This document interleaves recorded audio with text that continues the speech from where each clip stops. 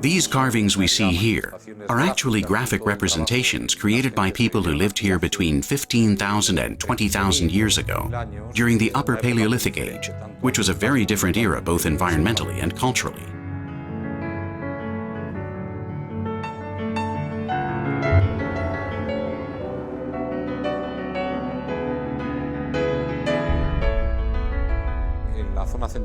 They're found in the central western part of the Iberian Peninsula, specifically in the Duero River basin, in the valleys of two large tributaries, the Águeda and Côa rivers.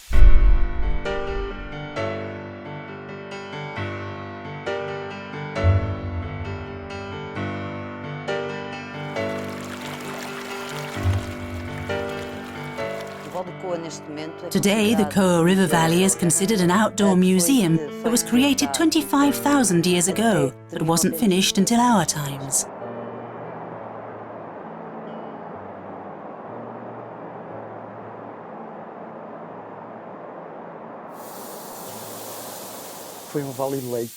It was a special valley and was home to all the fauna carved here.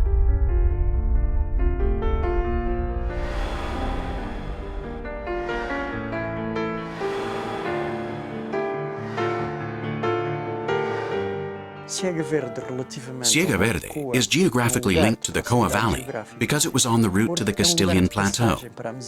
It was a place of passage mainly in search of sources of silex.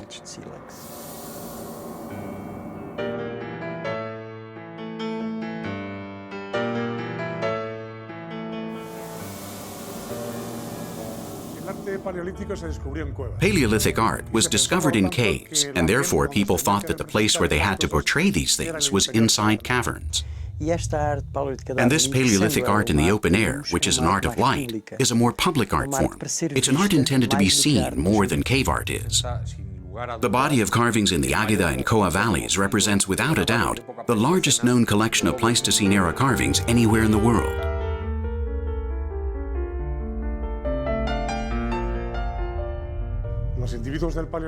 In the Upper Paleolithic, people wrote with images. They depicted animals, mainly animals, but those animals don't appear as realistic snapshots. It's the first time in the history of humanity that people used symbols to transmit messages. And some symbols we use to communicate amongst ourselves are graphic symbols, which inevitably involve symbolism, of course, and abstraction. It's often said that the invention of art was the invention of humanity, because when we invented art, we invented abstraction, the abstraction of forms. Sometimes I stop seeing the figure itself. It's something enigmatic, something in my subconscious, in the subconscious of the observer. It's really impressive how the depictions are made in a very simple way. With only a few lines, they manage to portray an animal with tremendous elegance and naturalism. We can see, for example, in the upper back of a horse that they depict like this, a tremendous elegance.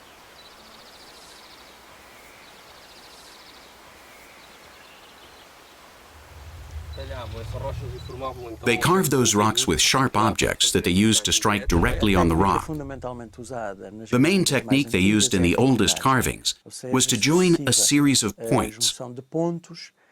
And when the line was finer, the main technique was incision. More uniform lines, then very fine lines carved with very sharp rocks. Carving makes the representation much more eternal than painting.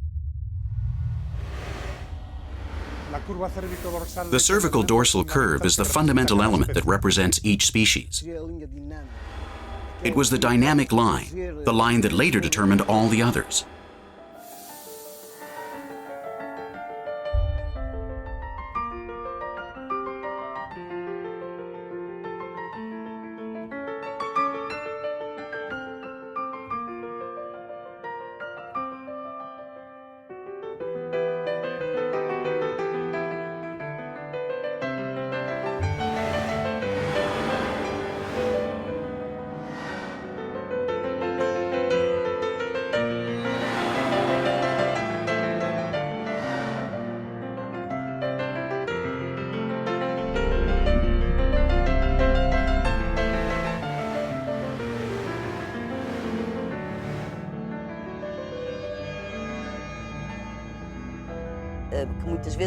They often recreated scenes that may not be so obvious at first glance.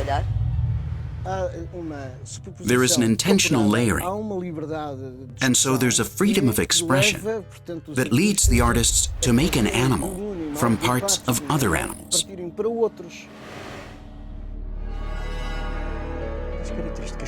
One of the fundamental characteristics of the art in the Côa River Valley is precisely that representation of movement through the joining of 2 and even 3 heads in some figures. And so here we have animation. This means that at the very beginning of art, we establish all the bases of art, shall we say, the pillars of art. 2-dimensional, 3-dimensional, point of view, foreshortening, animation. Here's a second head looking back. The idea to animate the heads of the animals portrayed here in the Côa Valley was forgotten throughout the rest of the prehistoric and historic period and was reinvented with the appearance of photography in the 19th century.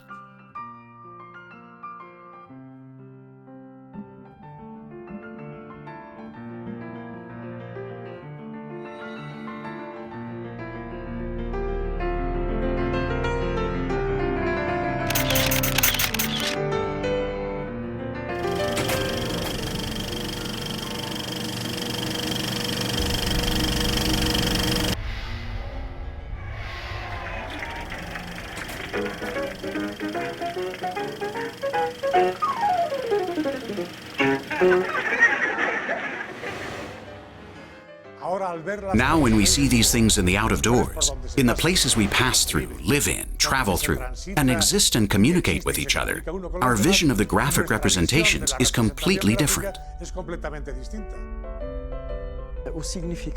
The meaning of Paleolithic art will always belong to a secret world, shall we say. To truly understand the art of the Côa Valley, you have to feel a great passion. A passion for art, of course, and definitely a passion for the work that has to be carried out every day in the valley, in a way, combining reason and emotion. This is fundamental in order for our work not to be dry, and so that our work honors the work of the artists who left us this immense legacy of rock art. Working in design, I feel almost an obligation to them, a responsibility.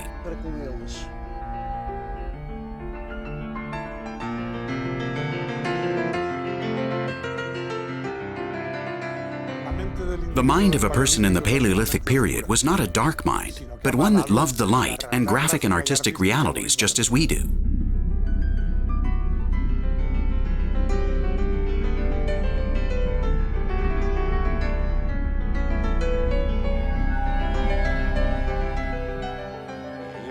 And that's obviously an expression of human intelligence.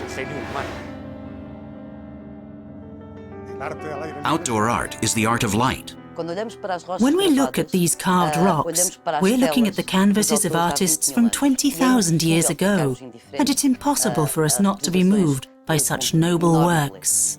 The invention of art is the invention of humanity.